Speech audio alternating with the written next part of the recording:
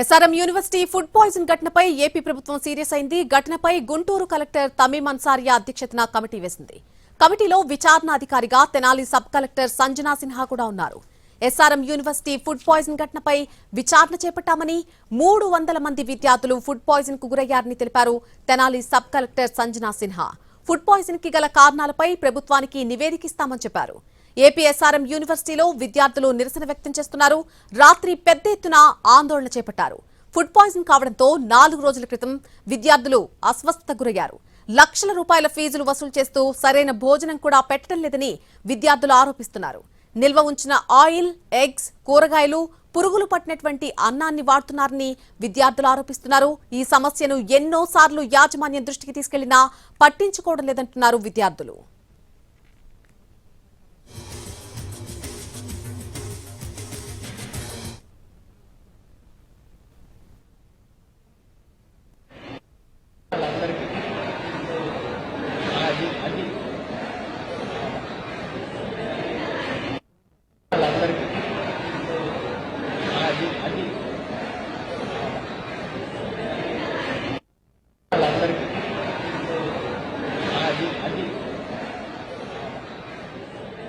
ఇప్పటి వరకు అంటే మనము డే వైజ్ గా చూసుకుంటే ఒక ఫిగర్ ఒక 300 మెంబర్స్ అనేది stomach pain, vomiting, diarrhoea different symptoms ఉన్నాయి. స్టమక్ పెయిన్ తీసుకుంటే కొంచెం ఎక్కువ మంది, వామిటింగ్ ఇంకొంచెం తక్కువ, డయేరియా ఇంకొంచెం తక్కువ అనేది ఉంది. సో ఈ ఫిగర్ ని కూడా మళ్ళీ మా మెడికల్ టీం అక్కడే ఉన్నారు. ఏ సిమ్టమ్స్ తో వచ్చారని ప్రతి పేషెంట్ ని కూడా we are still investigating. So whole and soul గా ఫిగర్ అనేది ఇప్పుడు చెప్పలేము.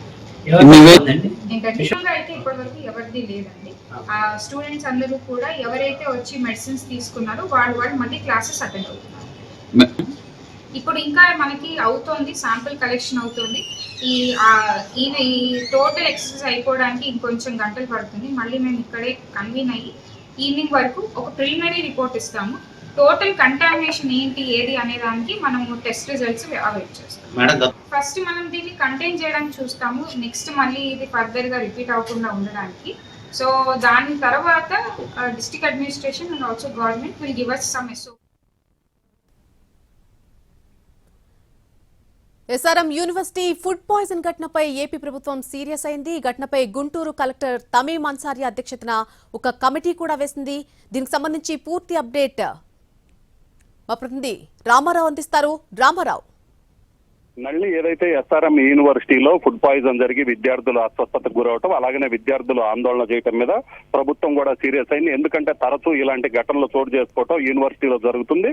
సో ఈ నేపథ్యంలోనే విద్యార్థులు పెద్ద ఎత్తున ఆందోళనకు దిగటంతో దీనికి సంబంధించి అసలు యూనివర్సిటీ ఏం జరుగుతుందనే దాని మీద పూర్తి స్థాయిలో విచారణ చేసి నివేదిక సమర్పించాలని కూడా గుంటూరు జిల్లా కలెక్టర్ కి ఆదేశించడం జరిగింది. సో ప్రభుత్వ ఆదేశాలతో గుంటూరు జిల్లా కలెక్టర్, తెనాలి సబ్ కలెక్టర్ సిన్హాతో పాటు వైద్య ఆరోగ్య శాఖ అధికారులు, అలాగనే పోలీసులు, తహసీల్దార్, రెవెన్యూ అధికారులను కూడా ఒక కమిటీగా ఏర్పాటు చేయడం జరిగింది. ఇప్పటికే ఎస్ఆర్ఎం యూనివర్సిటీలో డిఎంహెచ్ఓ విజయలక్ష్మితో పాటు తెనాలి సబ్ కలెక్టర్ సిన్హా కూడా పరిశీలించారు. వీళ్ళైతే ఏదైతే యూనివర్సిటీకి రావడం జరిగింది, యూనివర్సిటీలో ఉన్నటువంటి ఆ ఫుడ్ శాంపిల్స్ ఏదైతే ఉన్నా హాస్టల్కి సంబంధించి ఆ ఫుడ్ శాంపిల్స్ కూడా సేకరించారు. అలాగనే ఎంతమంది విద్యార్థులు ఇప్పటి వరకు అస్వస్థతకు గురయ్యారు, ఏంది కారణం అని కూడా వాళ్ళు అడిగి తెలుసుకోవడం జరిగింది. అయితే ఇప్పటి వరకు సుమారుగా ఏదైతే గత కొంతకాలంగా చూసుకున్నట్లయితే 300 మంది విద్యార్థుల వరకు కూడా అస్వస్థతకు గురైనట్లు వాళ్ళు చెప్పడం జరిగింది. అయితే ఆ 4 రోజుల క్రితం 40 మంది విద్యార్థులు అస్వస్థతకు గురయ్యారు. వీళ్ళకి సంబంధించి ఎటువంటి ట్రీట్మెంట్ అందించారని కూడా అడగటం జరిగింది. అయితే ఈ తరచూ అస్వస్థతకు గురవటం కావచ్చు, ఫుడ్ పాయిజన్ వల్ల విద్యార్థులు ఇబ్బందులు పడుతుంటే తమకెందుకు ఇంటిమేషన్ ఇవ్వలేదంటూ కూడా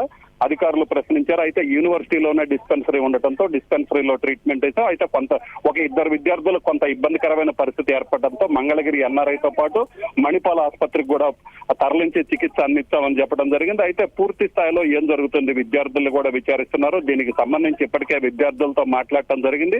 విద్యార్థులు ఏదైతే చెప్తున్నారో ఆహారంలో క్వాలిటీ లేకపోవడం కావచ్చు, అలాగే నిల్వ ఉంచినటువంటి కూరగాయలు వాడుతున్నారు. దీంతో పాటు ఆ కనీసం ఏదైతే వాళ్ళు సరఫరా చేస్తున్నటువంటి ఫుడ్ ఉందో హాస్టల్లో పెడుతున్నటువంటి ఫుడ్, ఆ ఫుడ్ లో క్వాలిటీ లేదు, పురుగులు వస్తున్నాయని కూడా చెప్పడం జరిగింది. దీనికి సంబంధించి ఇప్పటికే ఆ మెస్ కూడా పరిశీలించడం జరిగింది. అలాగే అక్కడ ఉన్నటువంటి శాంపిల్ సేకరించారు.